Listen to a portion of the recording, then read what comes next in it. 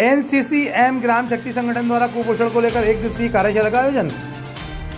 मंडला में दिनांक 11 जुलाई 2024 को बिछिया ब्लॉक में ग्राम शक्ति संगठन एवं एनसीसीएम के माध्यम से जिले में कुपोषण को खत्म करने के उद्देश्य को लेकर 1 दिवसीय कार्यशाला का आयोजन मंगल भवन बिछिया में किया गया, जिसमें मुख्य अतिथि के रूप में विकासखंड बीई अधिकारी डॉक्टर सीएम सिंह, महिला बाल विकास सीडीपीओ विनोद बहन, block community mobilizer doctor Naeem Khan, जनपद सदस्य प्रेम सिंह मरावी, जनप्रतिनिधि पूर्व सरपंच सोम सिंह ध्रुवे, ग्राम शक्ति संगठन अध्यक्ष हरिलाल ध्रुवे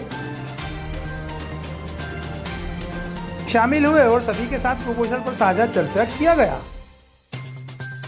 मेरा नाम विनोद कुमार है, मैं परियोजना अधिकारी महिला बाल विकास में पदस्थ हूँ। जिस प्रकार से मातृ शक्ति संगठन ने अपना परिचय दिया है,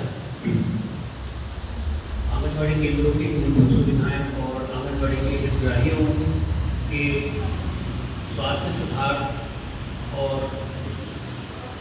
मूलभूत संसाधन उपलब्धता में जो मानव शक्ति संगठन काम कर रहा है वो वास्तव में प्रशंसनीय है और हम इस कार्य की सराहना करते हैं। इसके अलावा जो रिपोर्ट आपके द्वारा सर्वे में प्रस्तुत की गई है, उस रिपोर्ट के संदर्भ में मैं अपने ब्लॉक की स्थिति से आप लोगों को अवगत कराना चाहता हूँ। परियोजना विकासखंड बिछिया में कुल 328 आंगनबाड़ी केंद्र संचालित हैं, जिसमें से 284 आंगनबाड़ी केंद्र मुख्य आंगनबाड़ी केंद्र हैं और 44 आंगनबाड़ी केंद्र लघु आंगनबाड़ी मिनी केंद्र, जिसमें से 250 आंगनबाड़ी केंद्र स्वयं के शासकीय भवन में संचालित हैं और 50 आंगनबाड़ी केंद्र हमारे किराए के भवनों में चल रहे हैं। पोषण जैसे कि हमारे बीसीएम साहब ने बताया कि जो गर्भवती होती है, कुपोषित बच्चा जो अगर हो रहा है पैदा, तो हमें वो जो कुपोषित अगर उसकी मम्मी जैसे बच्चा पेट में आया, उसकी जांचें हुई पूरी और हम पहले ट्राइमेस्टर से मतलब उसके पहले दिन से उसको हम दवाई फॉलिक एसिड चालू करा देंगे, है ना, जो कि हमारी आशा कार्यकर्ताएं जो हैं वो करती हैं और वहाँ हम दवाई उनको चालू करा देंगे, उनको समय समय पे पोषण आहार मिलता रहेगा तो बच्चा हमारा कुपोषित नहीं होगा। हमें सबसे पहले तो कुपोषण यहाँ से स्टार्ट करना है कि हमें कुपोषण बच्चों को होने नहीं देना है। उसके लिए हम पहले उसकी माँ को देखेंगे, माँ सही डाइट ले। महिला बाल विकास से मैं अपनी कुछ योजनाओं के बारे में बताने जा रही हूँ। जैसे कि सबसे पहले तो हमारा एक उद्देश्य है कुपोषण को दूर करना, क्योंकि कुपोषण दूर हो नहीं रहा है, चाहे कितना ही प्रयास करो। एनआरसी के लिए फिर पौष्टिक आहार मिलते हैं, दिया जा रहा है अपने आंगनबाड़ी में और नाश्ता भोजन मिलता है, तो भी मतलब कुपोषण दूर नहीं हो रहा है। और ये कुपोषण का जो चरण है ये गर्भावस्था से शुरू हो जाता है। गर्भावस्था क्या कहेंगे तो किशोरावस्था से, जैसे मान लीजिए बालिका किशोरी है, बालिका ही कमजोर है, मान लो उसके शरीर में खून नहीं है, एनीमिक है, कई प्रकार की बीमारियों से ग्रसित है, तो फिर वो जब बालिका ही मतलब कुपोषित है, गर्भवती हुई, उसकी शादी हुई या कहें तो अपने यहाँ कई जगह पर कम उम्र में शादी हो जाती है, जैसे 16 साल, 17 साल, 18 साल, वो मानसिक तौर से और शारीरिक स्तर पर परिपक्व नहीं होती और माँ बन जाती है, फिर उसका बच्चा भी कुपोषित होता है। तो फिर ये बच्चा कुपोषित हुआ, ये कुपोषण एकदम से हटता नहीं है। एनआरसी में कभी कभी ये होता है कि हम एनआरसी में भर्ती करते हैं बच्चे को, लेकिन वो जब तक बच्चा 5 साल हो जाता है उसका कुपोषण हटता ही नहीं है। 3 बार, 4 बार, 5 बार भी भर्ती हो जाते तो भी उसका कुपोषण नहीं हटता है। मतलब कुपोषण इतना जकड़ लेता है बच्चे को कि नहीं हटता है।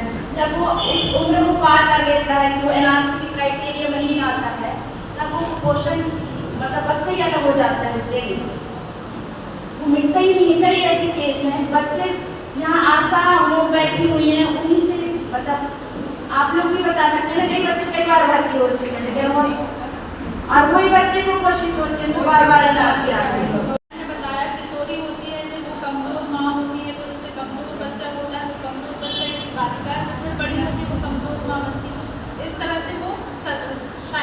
चलता रहता है, लेकिन उसको हम कैसे दूर कर पाएंगे? तो वो किसी एक विभाग या किसी एक व्यक्ति के बस की बात नहीं है कि हमने पूरा पोषण दे दिया तो हम कुपोषण खत्म कर देंगे, हमने एनआरसी भेज दिया तो हम कुपोषण खत्म कर देंगे। ये व्यवहार परिवर्तन जब तक नहीं होगा हमारे समुदाय में, तब तक ये कुपोषण बहुत गंभीर रूप से चल तो रहा है, लेकिन इसको खत्म कर पाना बहुत कठिन हो रहा है, क्योंकि हमने बहुत सारी योजनाएं की। मातृवंदना योजना का उद्देश्य भी ये है कि माता को पूरक पोषण, पूरी तरह से संतुलित आहार मिल सके, इसलिए उसको समय में राशि मिले, लेकिन उसको एएनसी ही नहीं हो पाता 3 महीने में। जो फॉलिक एसिड की बात अभी सिंह सर कर रहे थे, वो ही नहीं मिल पाता उस समय, उसको जो संतुलित आहार मिलना रहता है वही नहीं मिल पाता है। तो जब तक हम व्यवहार परिवर्तन नहीं करेंगे समुदाय में, और व्यवहार परिवर्तन केवल एक व्यक्ति के बस की बात नहीं। बहुत अच्छी बात है कि ग्राम शक्ति संगठन के साथ मिलके ये समस्या का समाधान किया जा रहा है, और कुपोषण में यदि समुदाय साथ में रहेगा तो व्यवहार परिवर्तन के माध्यम से ज़्यादा अच्छे से कर सकते हैं। और ये सिर्फ एक आयरन सिरप देने से या फिर मल्टीविटामिन देने से खत्म नहीं होगा, जब तक हम उनके बच्चे का खाना पीना कपड़ा सबको चाहिए। इसके बाद वो पढ़ा लिखा के लिए तैयार तो है, लेकिन अभी मैं ये देख रहा हूँ अपने बिहार में देखिए पूरे बिहार में